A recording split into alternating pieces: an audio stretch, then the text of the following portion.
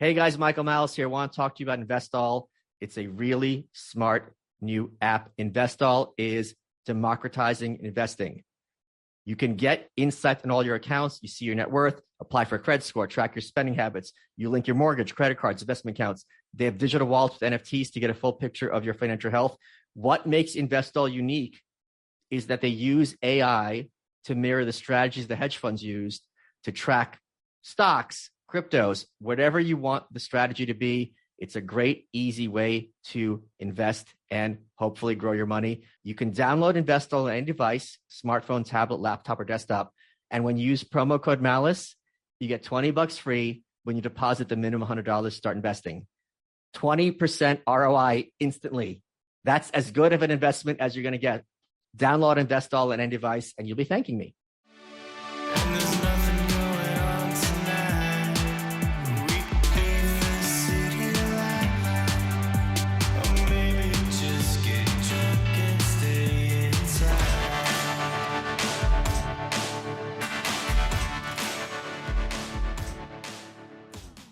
Good afternoon, Michael Malice here. Let that be your welcome for the next hour. We have with us a very special guest, Ryan James Girdusky. Ryan is co-author of They're Not Listening.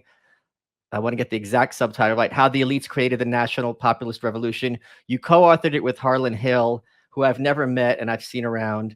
Ryan's also a writer. You've been in all the usual suspects, Washington Times, the whole expected list. Ryan, is it fair to call you a paleocon? I don't know. I don't really have a title of what I am. I don't usually like other when I associate with a group, I usually find people I hate in that group, so I try to immediately run away from them right afterwards. So I guess, I mean, maybe, but I have probably things I probably disagree with them on too. Okay, so I'll take that as a yes.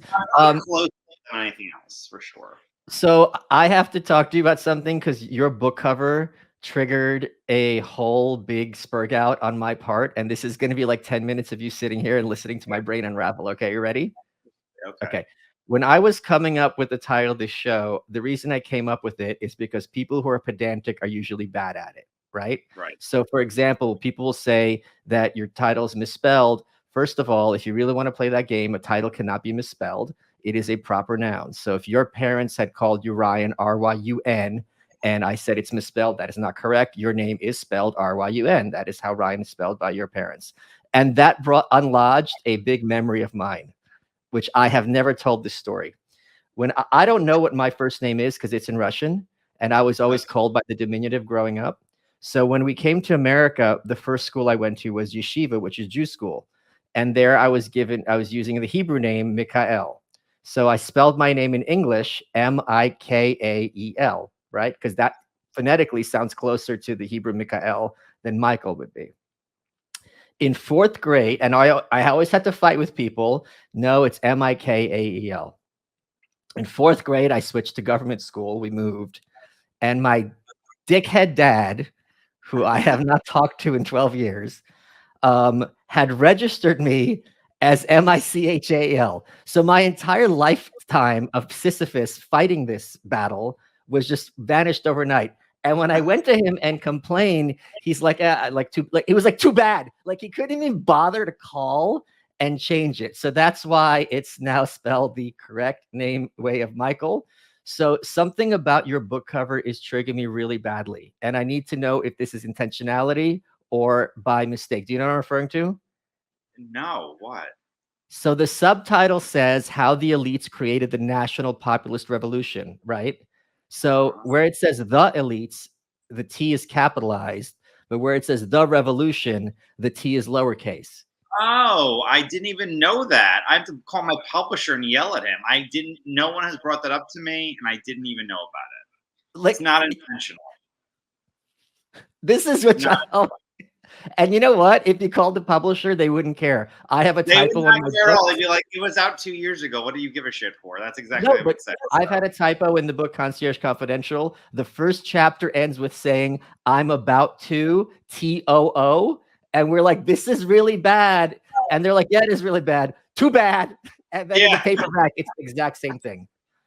Yeah, I didn't know. It wasn't intentional. I didn't know that. And that's why I was buy the audiobook. You won't even have to see misspellings. And no one will be bothered by it. You won't have any, any subtext. You won't have any citations, but it'll be much more appealing to you if you're a complete grammar Nazi, which I am not. But one of the things I want to talk to you about, and I made this point in my book, then you write as well, is how much of a function, and I think we're going to dovetail very strongly on this, how much of a function of what is so-called populism, both in the US and in Britain, isn't in any sense a coherent ideology or philosophy. It's simply a sense of defiance towards people telling you, you can't do this if you want to maintain legitimacy as a person. So for 2016, the biggest drumbeat for the entirety of the electoral year was Trump is not a legitimate candidate. All the Fortune 500 companies, all these colleges, all these professors, there was some kind of Republican college of Yale. I don't remember what it was. They've never endorsed anyone in 150 years. They endorsed Hillary. Like, how much clues do you need? And a large percentage of the American people grabbed their nuts, went in the voting booth and said, I'm an American. You telling me I can't vote for this guy? Fuck you. Here's what. How about that? So am I wrong with that analysis? Okay, so I think that that's definitely part of it. There was certainly political beliefs that Trump had that gravitated towards people. Things like, hey, my manufacturing job went overseas, or hey, why are there so many illegal aliens? But I think that part of what Trump's appeal was just saying things that people believed, and if you didn't like it, he's kind of like, screw you. There was the big screw you part of it was definitely a component for a lot of people. And I think it maybe turns people off who kind of liked his ideology, or maybe people love him who liked it. But that was a huge, huge, huge appeal. And the ability to speak your mind is part of it. The problem I think what Republicans did was that they saw what he did and were like, hey, if I act like an asshole on Twitter, I can do everything and still support like neoconservatism. Like, I don't need anything else. I could just act like a jackass. And that's the whole thing. No, like the big FU towards the well prim and proper of society, that was part of the appeal. But I think that his beliefs were the main entrance. Had he sat there, when he sat there and said, I like war heroes who weren't captured, that was like a holy crap, I can't believe he said that moment. But him going to South Carolina and saying we lost in Iraq and we shouldn't have been there was the winning message. How he said it, maybe we'll love him or hate him, but the winning message was, yeah, why the hell are we still in Afghanistan for 20 years? It's weird. So you swim a lot in conservative circles. Do you think that there has been a shift in the halls of kind of conservative thought toward a more anti-war position, given that so much of that is not just motivated by pro-war, is not just motivated by principle, but motivated financially? I think that, first of all, I speak at a lot of college campuses. I tell you, they love you, Michael. And I have to give a shout out to my friend Cameron from Texas A&M. He is your biggest fan, and all he wanted to talk about after my speech was you. So well, I'm blocking him on Twitter because he's a freak. Yeah, Dead to me. Keep my name out your mouth, boy.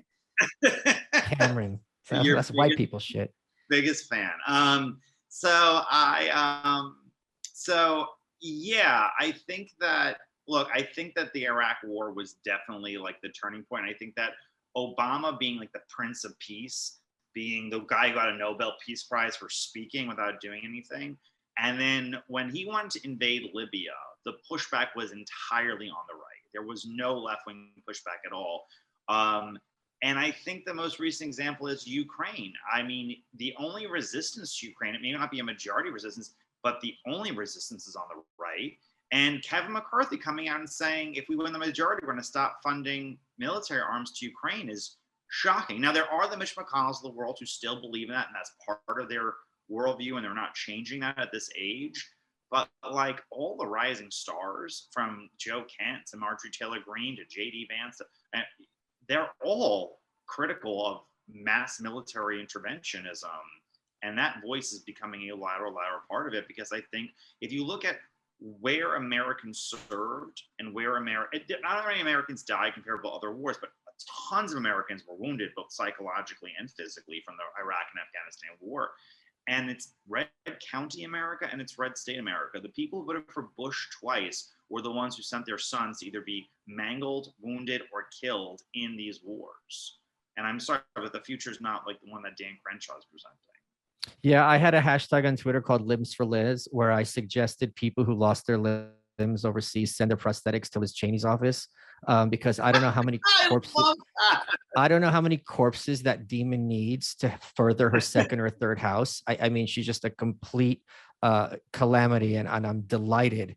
And my criterion is, I think it's perfect. I don't want to say appropriate, but I think it's certainly acceptable within political discourse to advocate for war. There are reasons why people have gone to war that I don't agree with completely, but are certainly coherent. Why, Right. for me, she crosses a line that cannot be crossed is her continued advocacy for torture. And to the point where she was arguing with John McCain, who was tortured so severely in Vietnam that for the rest of his life, he couldn't dress himself. He couldn't raise his hands over his head. That's why he always waves like this. That's as far as his hands go. And no matter what you think of John McCain, he knows a little about torture. So for you to sit there as this portly, heiress to a war criminal family and sit down and lecture him, to me, it was just like, you are the worst kind of person. No, I 100% agree with you. And it gave me a little bit of respect for John McCain in the 2000s when you couldn't, I mean, if you were banned from the GOP, if you were against anything Bush said in the early 2000s. So while he was very pro-war, he was opposed to torture and was very consistent his entire life. So I do give him credit where it's deserved. Yeah, and it's, it makes me feel like a leftist when, like, let's suppose someone is going out and, wearing blackface, and people are like, how are we still even having this talk? You know what I mean? Like, so for people to be like, no, we should be torturing. Like, I'm just like, are we seriously still having a conversation about torture and its efficacy? When Beria, who was Stalin's chief torturer, he was on the record, says, look, you can get someone to say whatever they want, but you're not going to get any useful information out of them. Like, we've known this. So it's just insane to me. Yesterday, which was wild, which I never heard before. So remember the movie Zero Dark 30? I've never seen it. I've heard of it. Yeah. You've heard of it, yeah. So basically, people in the Obama administration allegedly were giving direct information to the production company, the director, to make it as appealing to the pro-torture side as possible. And even when the information wasn't always correct, it was specifically used for the administration to have an appealing message on both the military intervention in Afghanistan and the torture that they used to obtain information, even when that information wasn't always correct. So here's a question where we're both going to be talking out of our ass. And I'm very curious, because this is one of those where we have no idea. So no matter what we say, it's purely speculative. Obama very heavily campaigned on being a peace candidate. He was against the war in Iraq. It's a disaster. We should have been there to begin with. He is very much a product of the Ivy Leagues. In many senses, he's much more white than he is black, because he really does represent this kind of effete Ivy League waspy. When he leaves Michelle for a white woman, he will be fully black. Yeah, right, right. But until that day comes, yeah. Right. So then he gets into office, and he's maintaining these wars. He's drone striking, killing all sorts of people. The question I've always wondered is, do you think, because I do think these Ivy League types, they do believe in their ideology with whatever it is. Do you think that he was lying the whole time? Or do you think he gets into the Oval Office, they sit him down, they go, cool. You could say what you want on the campaign trail, but here's how it's going to be in these areas. And this is what you're in charge of. This is what we're in charge of. I go both ways. What do you think? I think it's the latter. I think what happens a lot of times is people campaign. Because remember, it's not just Obama. Bush was a pro-peace candidate in 2000. Clinton was the pro-peace candidate in 92. George H.W. Bush was the pro-peace candidate in 1988. And Trump was in 2016. And I know from people I know in the White House, especially from the Trump White House, they say, well, okay, Mr. President, if you don't agree with this, a nuclear bomb's going to go off in New York City in the next 72 hours. Like, you either agree to everything we're saying or 10 million Americans are dead. And the weight of your principles versus 10 million dead Americans, you sit there and say, oh, shit, like, what am I actually going to do? And some of it is, I'm sure there are realistic things when it comes to Homeland Security that are done to intercept terrorists and whatnot. I'm sure some of it's real. And then a lot of it is Ivy Leaguers who played a lot of Risk and Stratego growing up and are like, hey, I know exactly how we can change the world in our image. And I'm sure it's a mixture of the two. And God only knows what some of the CIA and FBI people do in covert operations, which are probably not even expressly known to the president in great detail when they're done. So I'm sure that multiple of those things are happening at the same exact time, where the layers of the deep state are so excessive. And the president of the day is a politician, and you have to sit there and say, well, okay, what's going to happen when a dirty bomb goes off in Grand Central Station at 5 o'clock during rush hour? So I like both things. That makes a good deal of sense, because first of all, we know from the whole Syria thing that they have no problem lying to the president. Yeah. Second of all, the incentives are, if you go and bomb people overseas and then their kids, in 5 years come back for retribution or blowback, that blowback is going to happen when you're out of office. So the incentives are entirely aligned to be violent now and let your successor have to deal with the consequences. Whereas now you're making sure that nothing's going to happen to you under your watch. I mean, in 20 years' time in the Middle East, we went from funding dictators to funding the people who overthrew them, attacking Al-Qaeda to funding Al-Qaeda, literally from the time I was a teenager to the time I was in my 30s. That we switched sides probably 2 or 3 times every place in the Middle East, with the exception of Israel and Saudi Arabia, all the time. One of the big questions I have, and I'm curious to hear your thoughts, is toward the end of his term, Trump got a lot of concessions between Middle Eastern countries and Israel, which for decades was regarded as almost impossible, and were major steps forward to kind of tamping down violence in that region. And no one seems to talk about it from one side or the other. What do you think is missing here? He's not a Democrat. Yeah, but why don't the Republicans talking about look at these great foreign policy accomplishments? Because I think that the I care bank is very empty on international relations from the Republican Party. I think they simply, after 20 years, they don't care. They genuinely, they enough of them probably don't even care as much when Russia invaded Ukraine. They just, if China invaded Taiwan, I'm sure half of them would just say, listen, it's not my problem. I think it is bankrupted on that side. And the side of the intellectuals, they would never give Trump credit. Trump could have sat there and, gave everyone what they wanted and had 100% approval rating in the Middle East, and they would have still said, sorry, you're Donald Trump, so you get no credit whatsoever. So there's one side that cares a lot, and then the other side is just inflation's rampant, gas prices are high, the border's wide open, schools are teaching wokeism. There's too many other things, and I think since really probably 2014, Republicans just could not care less on foreign policy.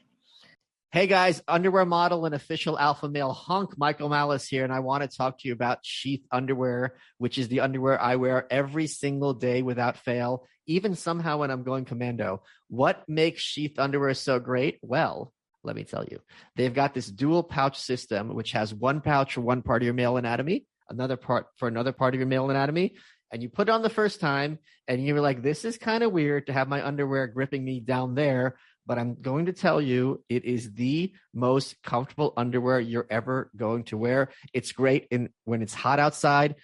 It's great when there's no sticking, no chafing. It keeps you nice and tight. These boxer briefs are the best. They've got some new additions. They got a mesh one. They got a bamboo one.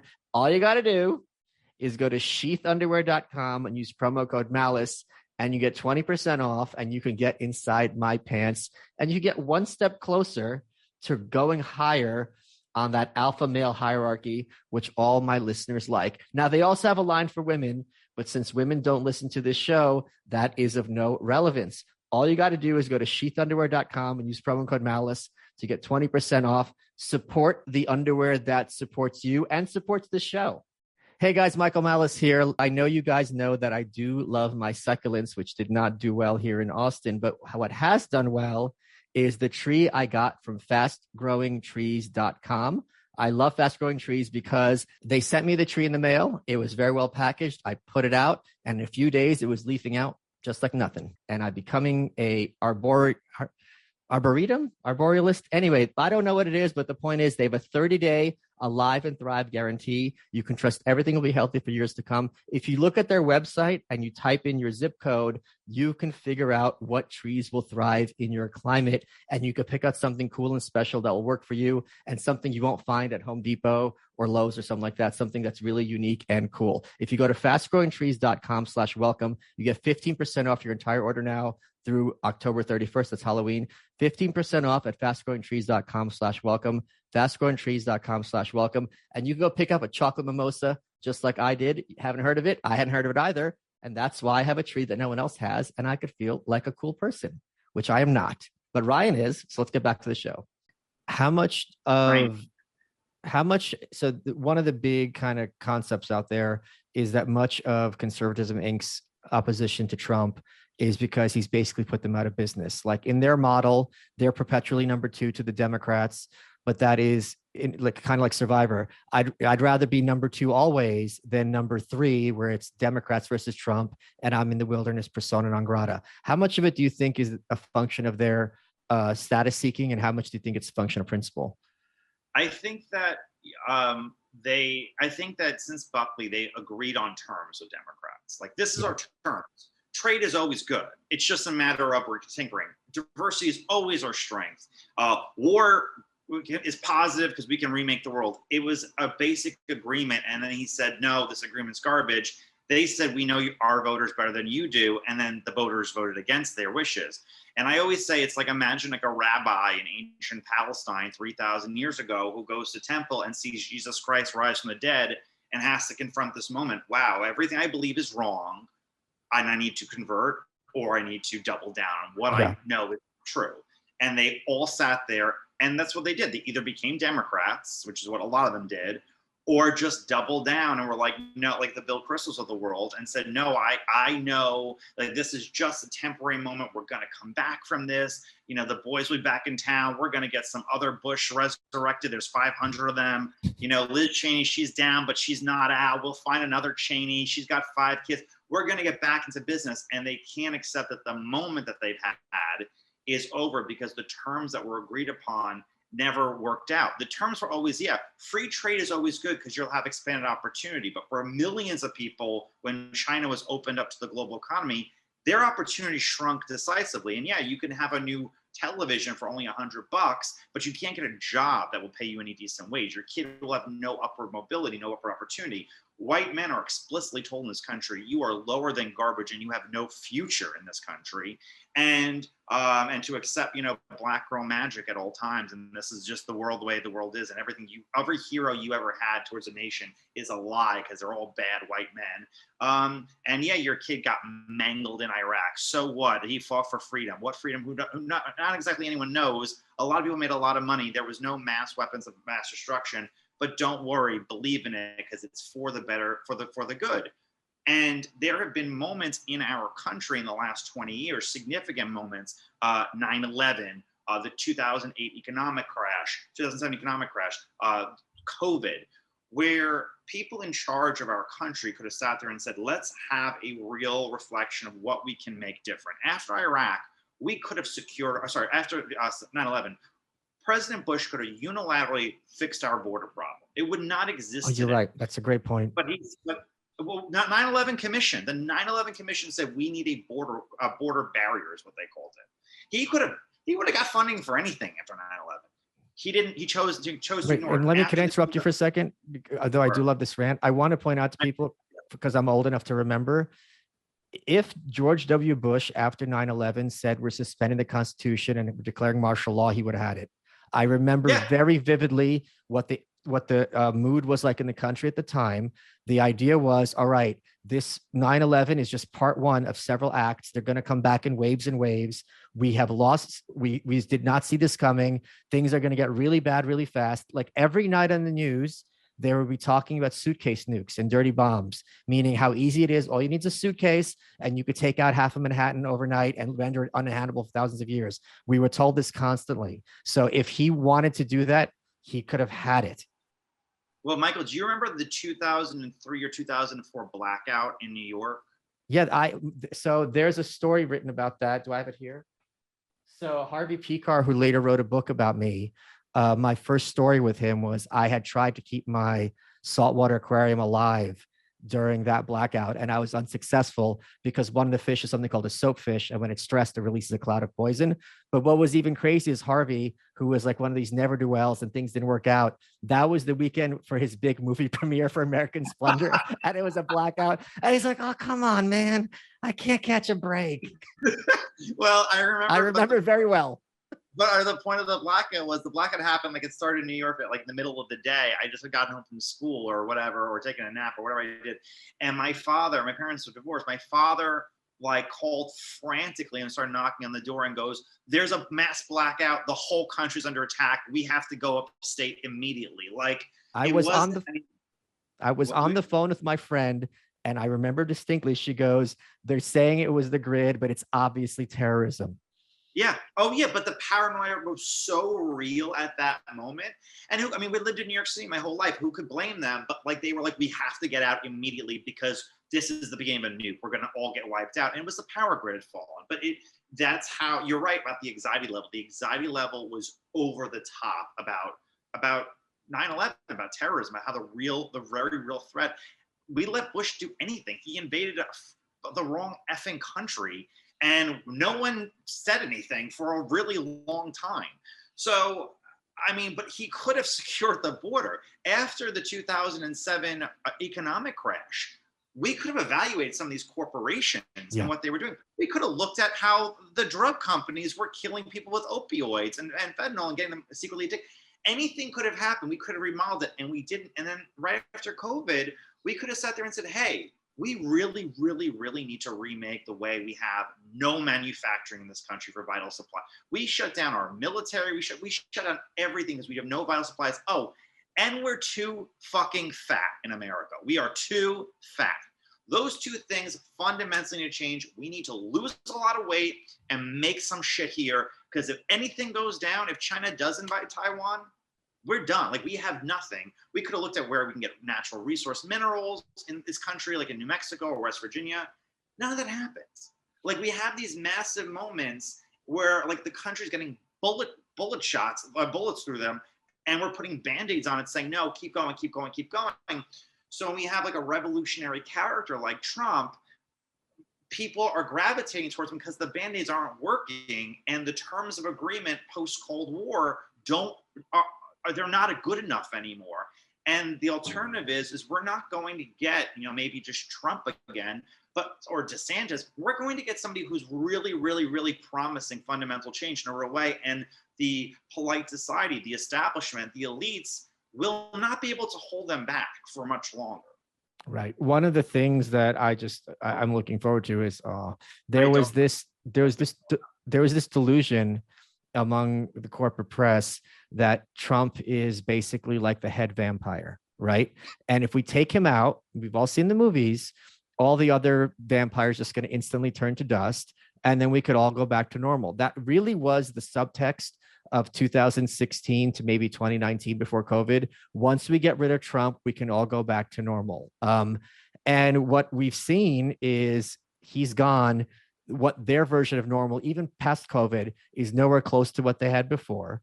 And what I'm most looking forward to is, because I was using this head vampire narrative for a couple of years, if he gets to return to Twitter, that is really like the risen head vampire coming from the grave for the sequel. And it's like, guys, when you get rid of the head vampire, you cut off the head and you set him on fire and you put the head in a different country from the rest of the body. And they didn't do it. Yeah. And they really just thought it was a one-person problem. And it's not a one-person problem. It's, for them, it's a 75 million person problem, because it's all the voters. And by the way, there's probably another, 50 million, 45 million, 60 million non-voters who could always get engaged down the line and be really, really engaged. Non-voters are the biggest group of voters, or one of the biggest group of voters in the country that no one ever talks about. And Trump brought a lot of them into the fold. But there's millions of them. And this man was called like the devil each and every single day for 4 straight years, 24 hours a day. And still 11 million new people found a reason to vote for him. Yeah. Maybe something's really problematic that's much deeper. If you believe in the cause of liberalism or neoliberalism, or, just wanting to go back to a more normal time, you have to reflect that the politicians who have sold you this world premise, it doesn't work for the vast majority of people, and it's cracking at the seams more and more. Are And the you, opportunity for transformational change. yeah, are you, so this is a question I've asked several guests, and I don't have a good answer myself.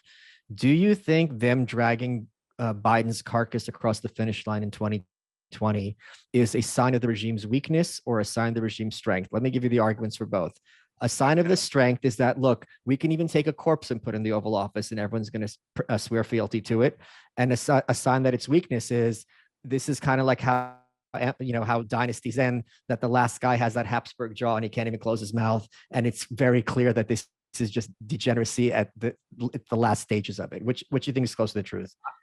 I was waiting. There's two questions I was fully prepared to answer. This is one of them. I think it was the weakness.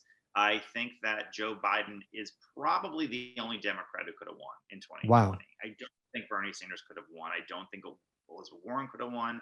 And I think that he's also the last of a very big dying generation of Democrats, where he's non-offensive to a lot of people for whatever reason. They don't look at him and think, they kind of look at him the way they do Bill Clinton, not Hillary, but Bill, like or Obama, a non-offensive, you know, friendly working class politician, and they're dying out. And also he is, you know, this is what everyone says, like, oh, is he going to run in 2024? Like, right as of right now, of course he's going to run in 2024. Like, why wouldn't he?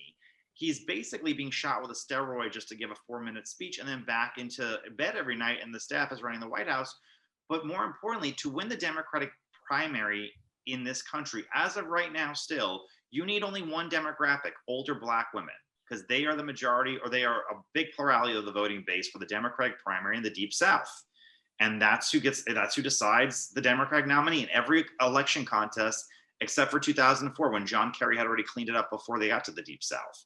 So who's going to replace him with older Black voters? Who do they like more? Here's what I disagree. Let's hash this out. I think that if next week, or in 2 weeks, the Republicans take control of Congress, which is, I think, the more likely outcome. The House is a foregone conclusion. The Senate's a coin toss. I am hoping, in addition to Fetterman, that Herschel Walker becomes senator, because he plays Russian roulette and boasts about his autobiography. He's played Russian roulette so many times he doesn't even remember how many. So this guy's, if he's going to blow out his brains on the floor of the Senate, I think that's 1 down, 99 to go. I think what happens is Gavin Newsom is the nominee in 2024, because they can put all this baggage on Biden. I don't think Biden won so much as Klobuchar, Buttigieg, and a few others got the phone call. They said, Biden's the guy, you're endorsing tomorrow, we have to stop Bernie. And that's what's going to be the path forward. Just like they dragged Hillary across the finish line in 2016, excuse me. I agree with you that that's how Biden won, but Biden would not have won if Bloomberg didn't self-implode. Had Bloomberg not gone on a debate and Elizabeth Warren, my favorite clip of Liz Warren ever said, you used to call women broads and horse-faced lesbians, like literally in her like Massachusetts accent, the best line ever. But had Bloomberg not imploded, he would have won enough states where Biden would have had to drop out. Like Bloomberg was like, yeah, I'll show up, but I won't do any prep. And when they ask what's about, stop and frisk, I'll be like, what's the problem? Blacks are criminals. Had he not done that, he would have been much more competitive. And I think that he would have. I think Biden may have not gotten it. But do you think Gavin Newsom has any appeal to Black women in the Deep South? I think that the Democratic Party elites, which are really freaking out, I think despite what boomer cons think, they are not fans of AOC and that wing of the party at all. And I think they see that rising Democratic Socialist wing, and just like with the Republican establishment, don't like the Marjorie Taylor Greens, like they're like, okay, you guys are fucking things up for us because we're in the pockets of corporate America. We work hand in glove with them. So when that's the case, they're like, all right, we got to find the next candidate who's not going to be from that AOC wing. And Newsom does check off all those boxes. Well, that's presupposes also that Kamala is not going to run. And she would run, but I mean, she couldn't even get black votes, you know, in the primary in 2020. Because she's African American. She's black, but she's not African American. Sure. So like, there's a big difference. She has no lineage, not only to slavery, but to the civil rights movement. No, she does have lineage to slavery. Her ancestors owned slaves. You didn't know this? Right. Yes, I do. But like, did you know that her dad disowned her? Did you know this? No, I didn't know that. No. I read her autobiography. I got paid like $500 to do it PayPal. It's well written. It's perfectly fine, but it's really interesting because her dad's Jamaican. Her mom is Indian. Her mom was a big civil rights person. So like marrying a black guy was like the greatest thing ever. And he's a college professor. They're both highly educated, went to Berkeley. You know, these are very bright, established people. And then at a certain point, the dad just vanishes from the book. And then he's not at her wedding. And then when she was sworn in as VP, even though his office is like 2 blocks away, he didn't even bother to attend. So she must be a real piece of work. That's well, also, but like in the 70s, when civil rights, 60s, when civil rights is going on, her mother moved her to Canada. Yeah. Like, let's get away from the civil rights stuff. We're going to Quebec, kids. Like, I mean, so she really doesn't have any like lineage to much, and she can't even fake it the way that like Obama did, even though he had very little lineage to that. I guess his mom maybe even an activist, but still, like the black side was not, you know, the children descendants of slaves. So whatever. I don't know. I just have a hard time. There's never been a case in the history of this country, Republican or Democrat, where the vice president has run for the presidential candidate and lost. That's not true. 1940. Who? It was Cactus Jack Garner was FDR's first vice president. He thought it was insane that FDR is running for a 3rd term. He undermined him with the court packing in 1937 or 38, whichever one it was. And before FDR announced, he said, I'm going to be a candidate for president. And that's why he was bumped off the ticket for Henry Wallace. Yeah, but he didn't. Okay, but he ran against the incumbent president. I'm talking when the seat's open, when the nomination is vacant. Yeah, but the vice presidents, the only vice president who won was H.W. Bush in 88. Before that, it was like 150 years. They never bothered running. But they were the party nominee when they ran. That's the point. The party doesn't turn down the nominee. Al Gore was the nominee. There wasn't Hillary did. Mondale was the other one. Mondale was the other one, 84. Mondale was the nominee. The party always votes if their vice president runs for the open spot. Pence obviously wouldn't get it now. But and listen, maybe tradition's breaking. Maybe Harris wouldn't do it. I just don't. And you know, Harris and Gavin Newsom have like a very love-hate relationship. For a long time. So I don't know. I just have a hard time. They're all saying Gavin Newsom. I think Biden runs. They throw him up there again, carcass and all, and they just still sit there and dream of the Buttigieg Harris ticket where everyone's multiracial and gay. And that's, you know, the future that America can believe in. Listen, you're the one wearing that New York City shirt right now. So I love this New York City shirt. Is that the John Lennon one? Yeah. Someone gave it to me and I was like, oh, this is cool. But let's talk about Mike Pence.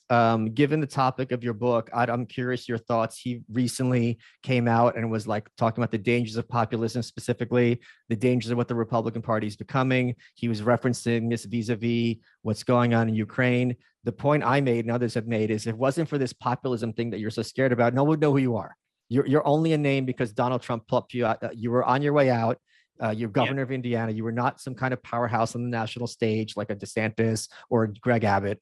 And I don't see, like, he might be the path forward for the Bill Kristols, but I think his ceiling is quite low. Well, he also chose to go on the ticket because he thought he was going to lose re-election in Indiana. He wasn't a popular governor of Indiana. And he was so afraid of losing re-election, he thought he'd jump on the ticket to increase his platform, which he obviously would have, whether he lost or won.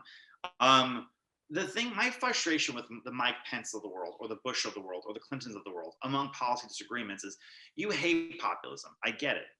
But at any point do you sit there and say, everything that I keep doing makes populism more appealing to this mass voter base who all agree with me.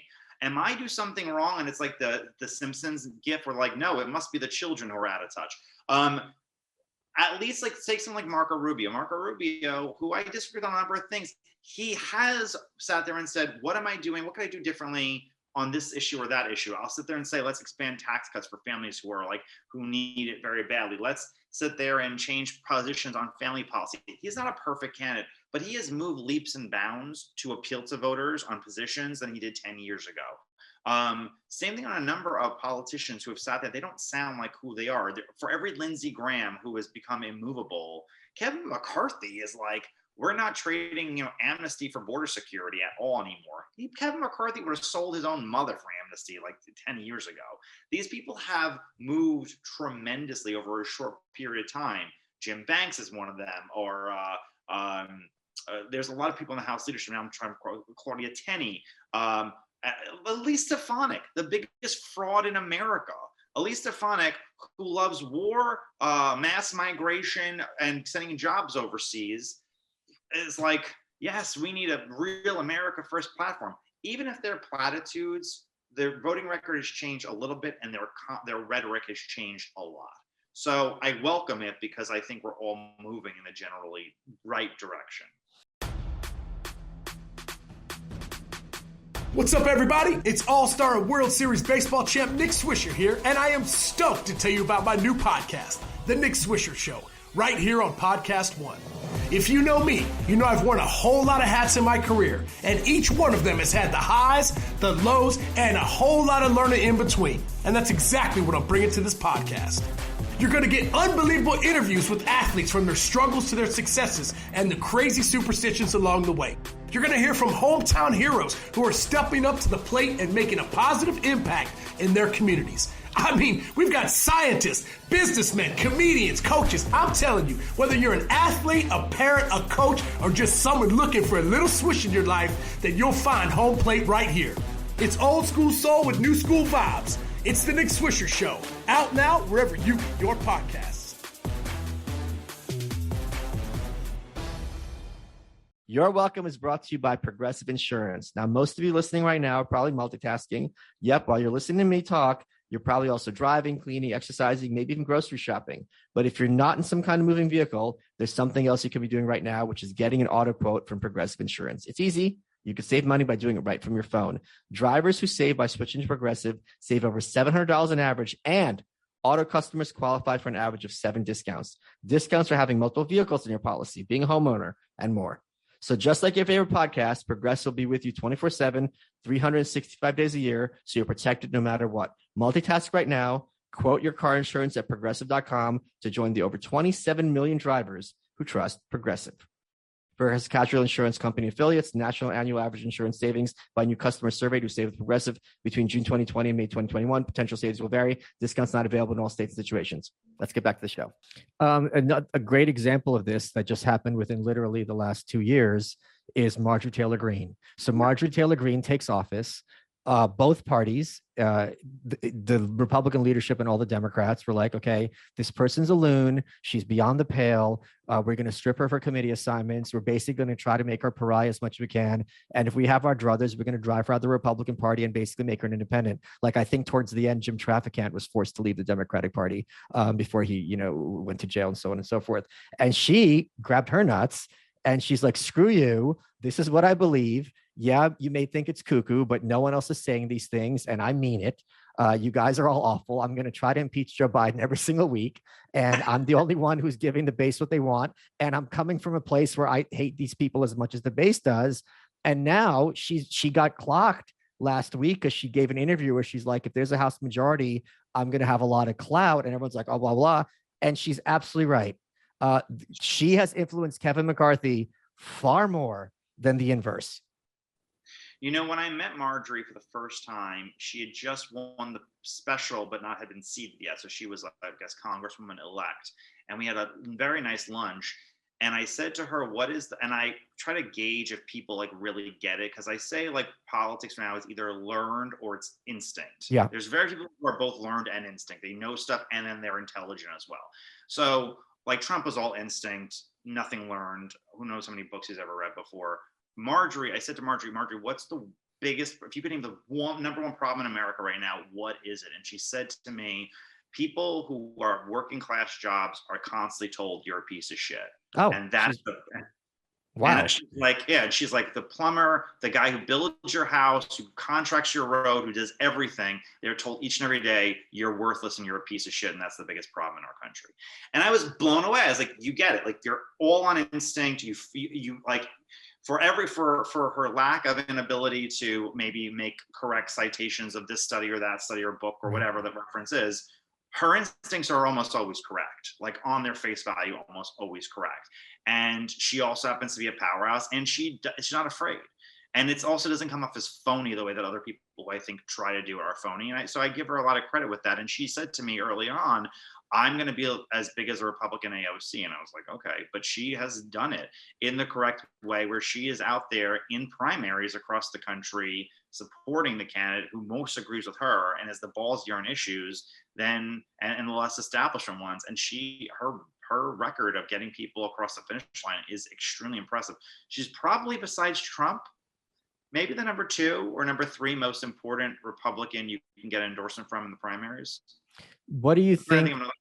What do you think of all the pearl clutching and apoplexy when she invoked the term Christian nationalism? What do you think that term means to her, and how it was portrayed? And is this a real thing? Is it a real thing? No. Is it?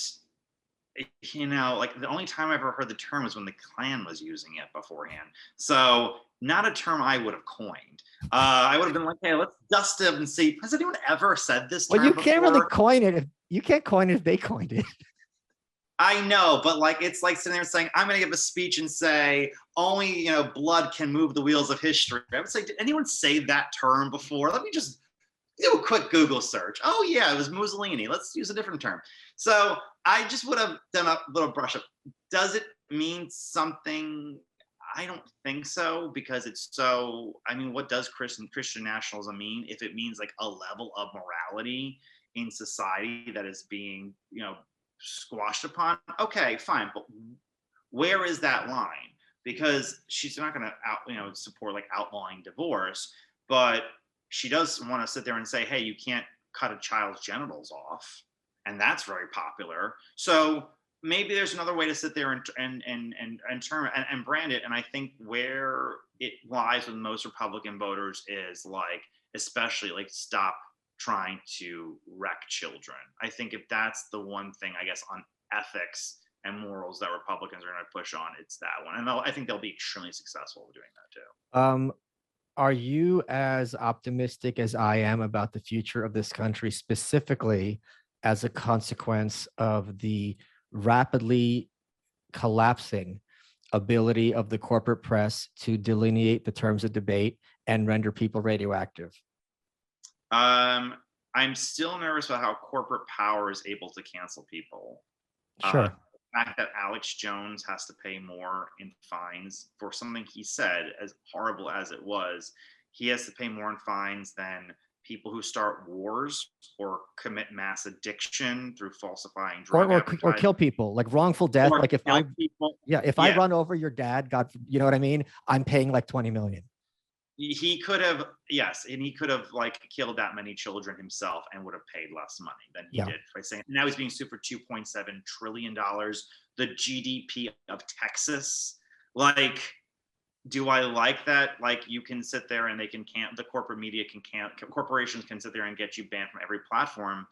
No, that does worry me a lot. But what I am hopeful for is if there's any lesson that Republicans learned from Trump that I think was the smart lesson to learn, is that they have learned through state contracts to weaponize the economy.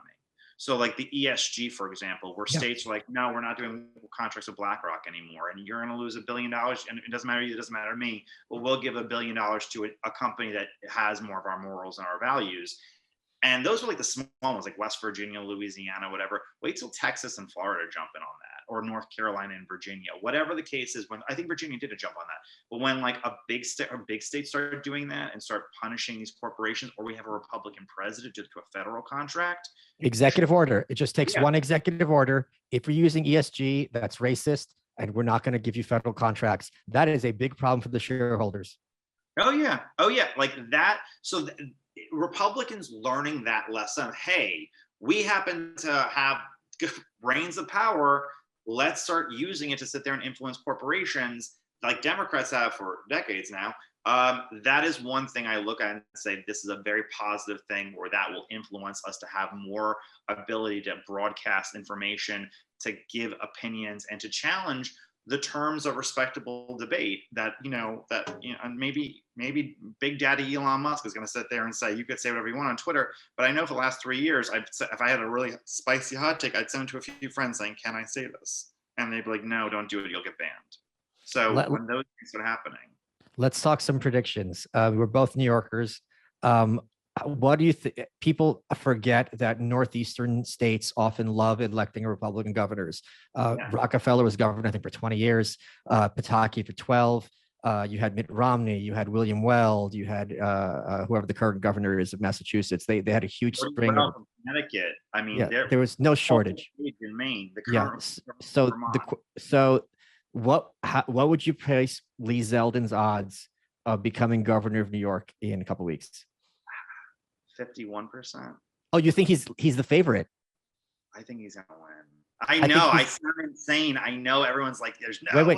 I'm going to interrupt to agree with you, because literally no one, I'm only barely exaggerating, thought the New Jersey race last year was on the radar screen, and it was a squeaker. And a lot of people are paying attention to Lee Zeldin. Hochul is an incumbent who was never elected. He's better positioned than whoever the guy was who ran in New Jersey, whose name I don't even know. Citarelli. Yeah. Yeah, I have a little bit of a different thing. So New York City is 43% of the state population, 33% of the state voters. Trump from 2016 to 2020, Trump improved like 25 to 30% among city voters of certain demographics, like Hispanics, for example. There were 3 congressional districts in New York City where Mitt Romney got under 5% of the vote in 2012. Wow. And all of those places, Trump got like 17, 18, 14, whatever percent, something like that. That's still losing, and it's losing bad, but you tripled support in areas that have non-existent Republican parties. There is no alternative. There's no Republican party to be found. And yet they've tripled the size of people willing to vote Republicans. When Curtis Lewa ran, he lost more support from Manhattan for mayor. He lost more support in Manhattan, but what he lost in Manhattan, he gained in Asian voters in Queens and Brooklyn, but he kept all those Hispanic voters that voted for Trump. I have a hard time seeing how those voters voted for Sliwa and voted for Trump all of a sudden sit there and say, nah, I'm out. I'm going to go back to voting for Kathy Hochul. I think, in fact, the intensity from the Asian community and from the Hispanic community is high enough. I think Long Island will come out like gangbusters. Remember, Trump lost support in every county outside New York City from 2016 to 2020. I think Long Island will be gangbusters. I've been all over this upstate New York. There is nothing besides Zeldin signs everywhere. I know like major Democrats who've told me, like secretly, major Democrat donors who've said, I'm voting for Lee Zeldin, don't tell anybody. And I know this all anecdotal, but I fundamentally, this is the type of energy I felt for like Glenn Youngkin, where I was like, Youngkin's going to win. I know Youngkin's going to win because I don't live there and I care about this. Like I care about Scott Brown winning back in 2011. Like I wanted him to win so badly. I feel that way. And I don't know, Zeldin's really, I mean, he's worked it. And and like one big thing, my uncle said this to me the other day. He said, what made Rudy Giuliani mayor of New York City? The main thing was that Orthodox Jews got tired of getting the shit kicked out of them by black criminals. They just were done with it. And they all switched their vote from Dinkins to Giuliani from 89 to 93. And we had a Republican mayor. I think a lot of Asians and Hispanics are tired of getting the shit kicked out of them by black criminals again. And the Democratic Party sitting there and saying, no, just take it. This is fine. I remember 93, where there were pogroms in Crown Heights going on regularly, where kids were just getting the shit kicked, and adults. And Mayor Dinkins' response was to cut funding for libraries. So libraries were open like a day and a half a week. And he was cracking down on jaywalking. I remember this vividly. And I was like, this is something out of like an Ayn Rand novel. It was so insane. At the very least, make some commission and some semblance of like, we're not going to, Eric Adams is very good at posturing and being like, I'm a cop. The media is making this more than it is. Crime is my top priority. He's at least presenting as if he's taking the issue seriously. Dinkins did not at all. Is Hochul not the first governor in my lifetime where the mayor is so much bigger of an influence in the state than the governor is? Because like Cuomo, I mean, the governor, we've always had like maybe John Lindsay. I wasn't born then. Well, neither was but I. Like, but he was like a big shot. And like, LaGuardia was a big deal because he was working with FDR. That's 100 years ago. Well, you're asking ever. I'm giving you answers. No, I know. But like in our lifetime, the governor has always had a bigger shadow. This is the first time the mayor is talked about 10 times more than the governor is. And I think that energy towards, people like people, I I hated Andrew Cuomo. I knew people who loved him and believed in him. But I don't know anyone who like loves and believes in Kathy Hochul unless they're just a straight libtard who love every Democrat. Here's the thing that's bubbling under, and everyone's heard it. You're going to hear it here first, and I think you're going to agree with me. If people are going to vote Lee Zeldin, they're 100% going to vote the straight ticket, and that means there is a very real shot Tish James is going to lose the Attorney General's race.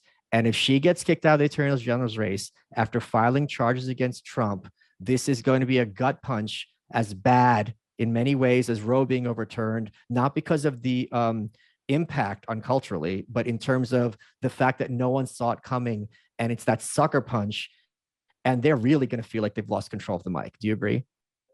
Yes, I feel the same. Like, I don't know why. I'm being crazy. I'm never an optimist. I do feel this way. If Tish James loses, I'm going to stop everything I'm doing and go on watch the Mary Trump podcast and watch a woman have a mental breakdown on live stream. Because if you've never seen the Mary Trump podcast and you like live melting down, it's Rosie O'Donnell. It's like these like lesbian comedians, and they're all just being insane together and like making up claims that just don't exist. And like, it's good for a laugh. I cannot wait for election day. If Tish James, I'm going to do nothing besides be glued to see her cry on camera and just scream. It's going to be so, so great. Her, Max Boot. I mean, there was once a live stream of like libs melting, a YouTube of like hard to find shows of libs melting down on election night. And I think it's gone now. But man, I lived on that 2016 meltdown stuff for a long freaking time. Ryan, I'm going to defend Rosie O'Donnell. Okay. And you will agree with me. Okay. If your bully became president, you would lose touch with reality as well. No, and I grew up watching Rosie, so I don't hate her at all. Like, no, I'm just saying, can you imagine whoever's listening to this, whoever was an asshole to you in high school and was just really clearly a piece of shit as a person? And yeah, maybe you weren't a nice person, but they were just so over the top and they never got the comeuppance. And now they're in the Oval Office shaking hands with Angela Merkel. You would think you've lost. You would think, okay, I'm in a fugue state. This isn't real. Every day. No. Yeah. And if you don't nobody who liked him and you're like, well, how did he win? Like, yes, absolutely. And I know people who obviously weren't bullied by Trump, but I know like really smart people who like hated him. And like, they are so like, one of my really smart friend, like nice liberal friends is like, I still think the Steele dossier was real. I'm like, but it wasn't. And like, this, but they're broken. Like someone like, and like, it's like, I'm like, want to hug them. Like, who hurt you? Like, why? Like, why are you like this towards someone you don't even know? Like, you don't know. And fundamentally, actually didn't do anything really to you. So let's talk quickly about the 3 Senate races that are kind of the toss-ups. And I want to hear your predictions. And also, I want to hear your predictions in order of which is most likely to flip. The 3 I'm referring to are Herschel Walker, Warnock in Georgia, Blake Masters and Kelly in Arizona, and what's the third? What's the third one? What's that? Fetterman and Oz. Correct. Yeah, those 3. So rank them in terms of which is most likely to flip, and how many of them do you think are going to flip? I think that first of all, in my head, I say, if America was a better country, instead of having a debate with Oz and Fetterman like we're having on Tuesday, we should have had Herschel Walker and Fetterman do like a spelling bee against each other, because that would have been like real like good stuff for America. Herschel Walker was valedictorian, I'll have you know. In Georgia. Stop, like, it's not nothing. It's in Georgia. That just means you had shoes on that day. Like, I mean, like they were your whole book's against elitism, and now you're making fun of Georgia literacy. I've just been to a lot of rural parts of the South where I'm like, man, okay, education's law is in Massachusetts here. Okay, so my bet is I think that Warnock and Herschel go to a runoff. Okay, I think that's very likely to happen, and we'll have a January election. I think that Oz is going to win, and I think that, so I say Walker going to run off, Oz winning, and then Blake winning. I think Blake's on I'd rather be Blake right now than Kelly in terms of momentum and edge. But Kelly comes off like a normal person at least, so maybe enough people won't be scared of him. And he probably is going to win if the election was held today, but I think maybe by 2 weeks' time. Look, there's probably like 6 to 8% of the population that's still undecided, as always. The people who are like, oh, there's an election in a couple of weeks. And if you... Not everyone's as mentally ill as us. Oh, 100%.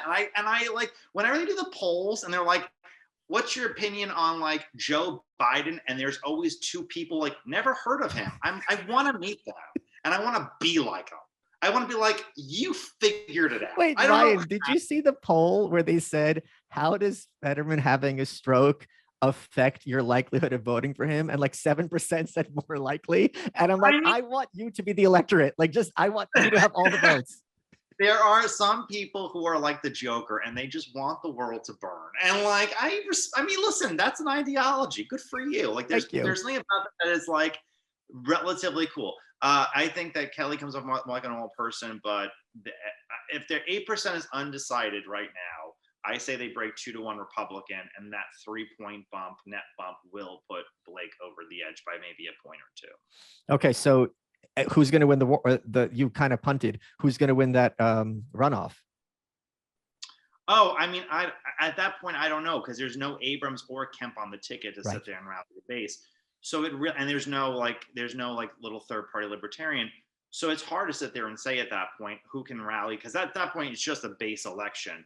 And without Stacey Abrams churning out voters from Atlanta or Joe Biden, I mean, and if Republicans already have a 51 or 52 seat majority, like I think they might have by that point already, because I think they're going to win Nevada as well. The height of we have to vote to get like the Democrats the majority won't be there, and I would probably say Walker. The edge would be on Walker, but it wouldn't be by very much. Republicans with almost every time have done better in runoffs than Democrats, with the exception of 2 big ones in the Senate in 2020. Ryan, we're running out of time. What has been your favorite part of this interview? My least favorite part is they didn't ask me about civil divorce, because I was preparing for like a month about that. I was like, or a week of like, how was going to ask you about civil divorce? But my favorite part is any conversations about New York City, because people who live there for a long time, we are a special breed of human nature, and there's no other people on the planet like us. Like true neurotic, deranged individuals who are lonely and angry for no reason whatsoever. I was talking to one of my coworkers about some other guy. I was like, I hate him. And they go, why? I go, I have no reason to. I just don't like him. And I really don't like this other person. I don't like him. And it's fine. And that's how I feel about a lot of people. And it's a very special thing to meet another New Yorker, because we all speak the same language. You are welcome.